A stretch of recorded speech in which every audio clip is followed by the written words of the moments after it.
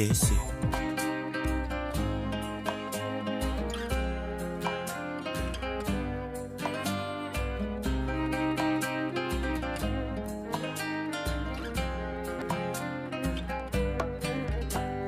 Bon, maintenant,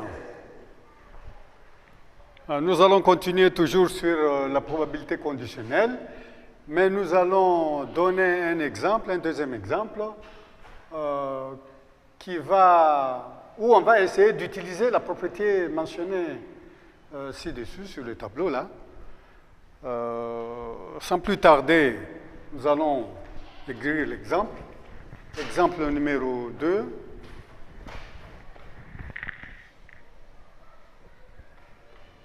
Une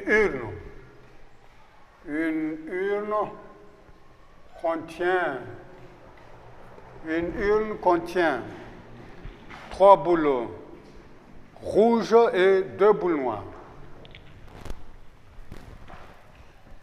3 boules rouges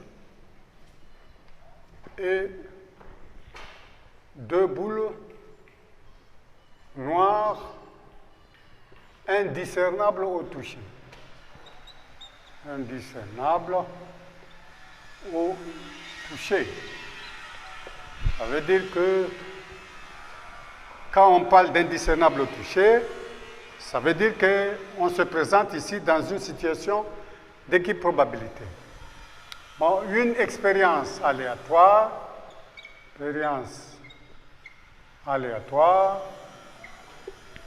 consiste à tirer successivement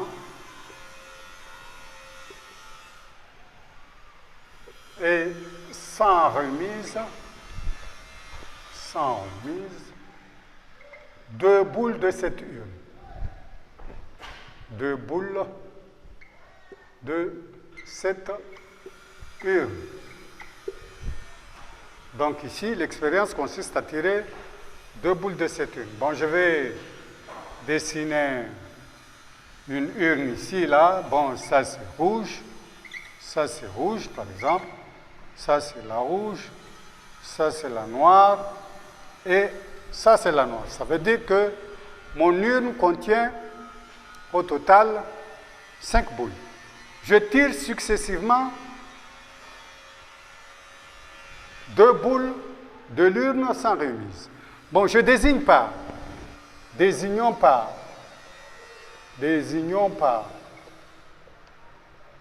R1, 2 points. La première boule tirée est rouge. La première boule tirée est rouge. R2, la deuxième boule tirée est rouge. La deuxième. Ici, ce sont les événements.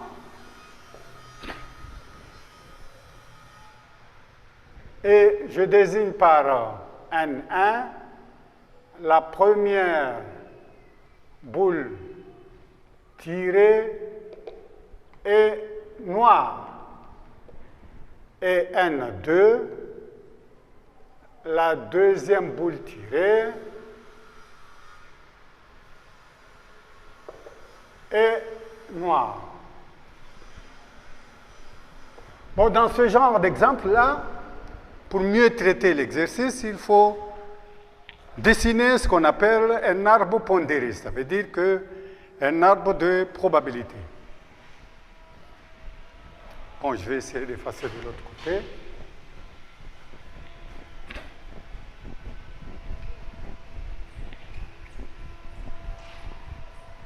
Bon, maintenant, je vais résumer sur l'arbre tous les cas qu'on peut obtenir. Bon, maintenant, ça veut dire que si j'effectue le premier tirage, on constate là-bas que je n'ai que 2 couleurs.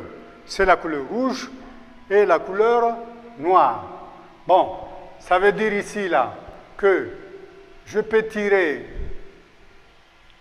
la rouge, je peux obtenir une boule rouge au premier tirage, comme je peux obtenir une boule noire au deuxième tirage.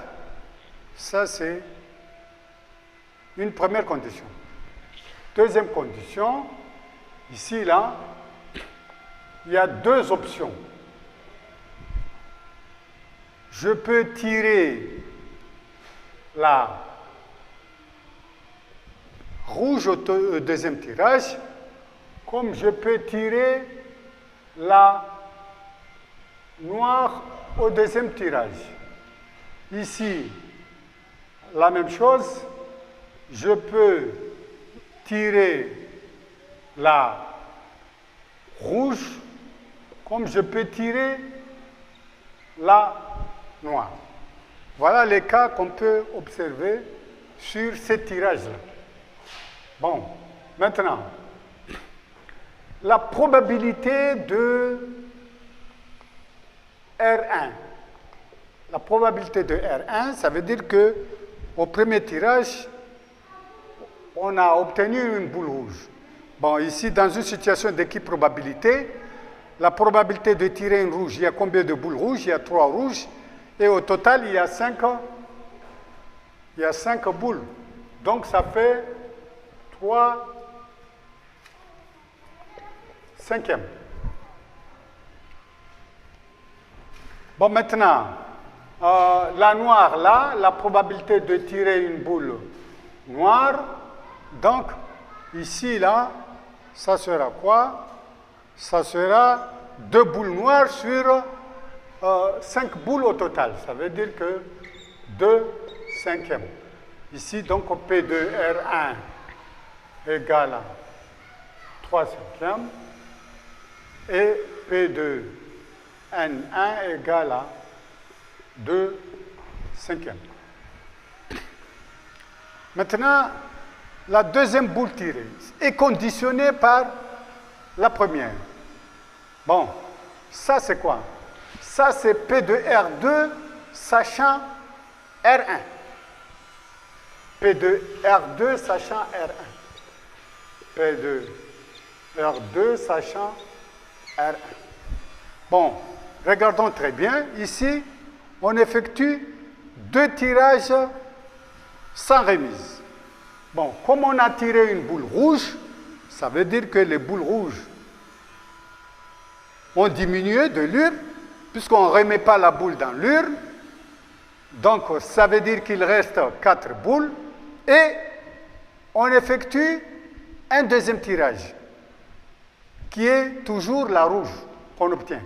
Ça veut dire que la probabilité de R2 sachant R1, ça sera le nombre de boules rouges restant. N'oubliez pas qu'on a tiré une rouge au départ.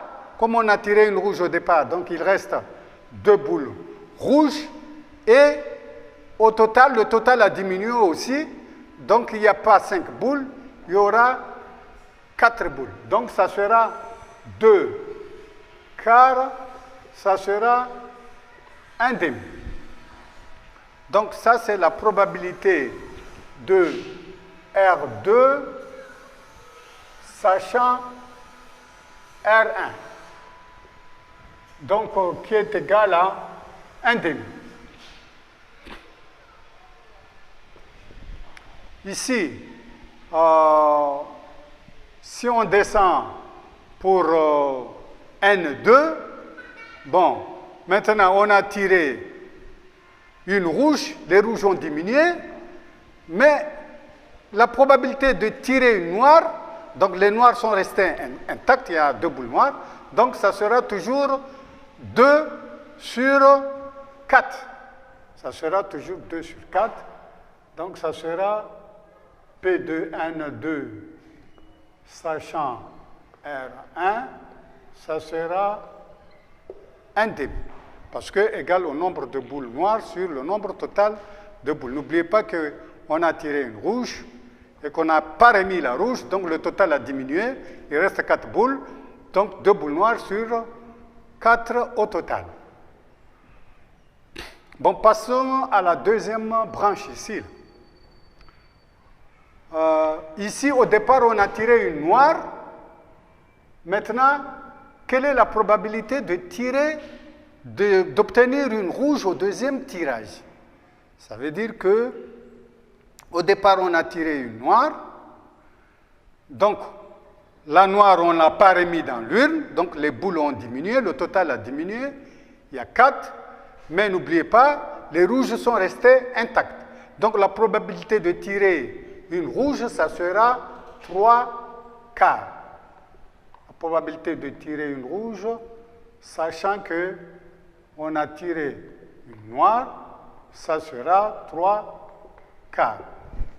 Et ici, la probabilité d'obtenir une noire au deuxième tirage, sachant que la première tirée est noire, donc P2N2, sachant N1, ça serait égal à quoi? On a tiré une noire, donc il reste une seule noire, donc et le total c'est 4, donc ça sera 1 quart. Donc, quand on regarde très bien sur l'arbre pondéré, la somme des probabilités de ces branches-là doit toujours donner 1. Ça veut dire ici, là, il y a 3 cinquièmes plus 2 cinquièmes qui doit donner 1. Ici, 1 demi plus 1 demi doit donner 1. Et la branche ici, 3 quarts plus 1 quart, doit donner toujours 1. Bon, maintenant, comment on peut calculer la probabilité de, par exemple, probabilité de... On a là-bas que la probabilité de A inter B égale la probabilité de A sachant B fois la probabilité de B. Bon, comment on peut appliquer cette formule-là sur le tableau ici, là? Si je fais le produit de ces deux probabilités-là, c'est-à-dire que P de R1 fois P de R2 sachant R1, ceci n'est autre que la probabilité de R1 inter R2. Donc, qui est égal à 3 cinquièmes fois 1 demi, qui est égal à 3 dixièmes. Même chose là, la probabilité de R1 inter N2 égale à 3 cinquièmes fois 1 demi. La probabilité de N1 inter R2, ça sera 2 cinquièmes fois 3 quarts.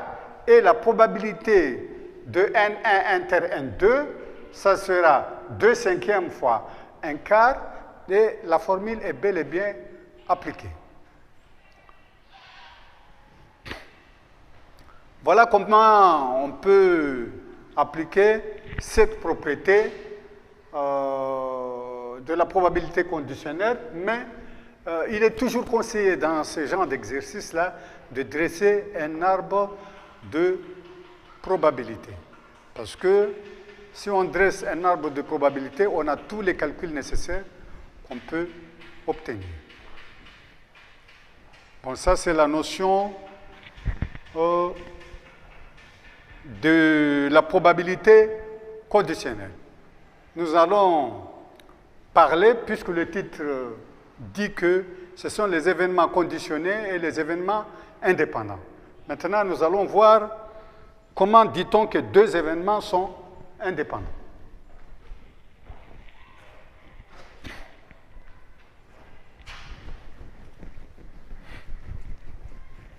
Bon, c'est une définition simple. Bon, définition événement indépendant.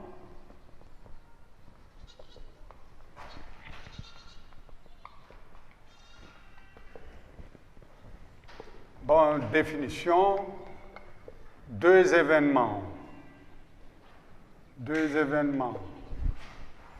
A et B d'un univers oméga sont indépendants lorsque la probabilité de A inter B égale probabilité de A fois la probabilité de B. Donc la probabilité de l'intersection est égale au produit des probabilités. Donc là, il n'y a pas un problème de conditionnement. On dit que ces événements-là sont indépendants. Bon, on peut, sur cette notion, dresser un contre-exemple, un petit contre-exemple sur des événements qui ne sont pas indépendants. Bon, juste un petit exemple, contre-exemple. Bon, le contre-exemple que je vais dire là, je vais prendre le cas du dé. Bon, on jette un dé équilibré dont les faces sont numérotées de 1 à 6. Bon, je vais parler à obtenir un nombre pair, à obtenir un nombre pair, et B, obtenir un nombre supérieur ou égal à 4.